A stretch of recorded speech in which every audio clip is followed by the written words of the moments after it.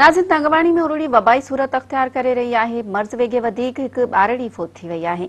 उन हवाले सां वधीक अपडेट करे रहियो आहे मेरठ टीवी जो रिपोर्टर अता हुसैन मलिक। जी अता, छा तफ़सील आहिनि?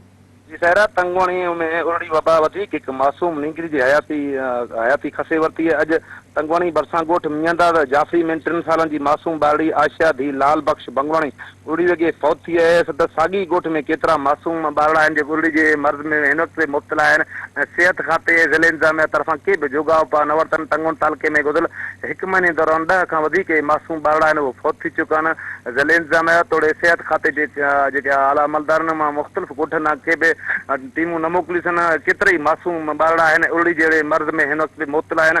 ॻोठणनि बार बार हितां जे इंतज़ामिया सिहत खाते जे आला अमलदारनि खे शिकायतूं त टीमूं मोकिले असां उरुड़ी जी वैक्सीन कई वञे जीअं त वधीक जानूं बची सघनि। तंहिं बावजूदि डीसी कश्मीर ऐं सिहत खाते तरफ़ां के बि जोगा न पहुतनि। हिन वक़्तु वधीक मासूम ॿारड़ा आहिनि उरुड़ी जे मर्ज़ में मुब्तला आहिनि। जी अता, जी महिरबानी।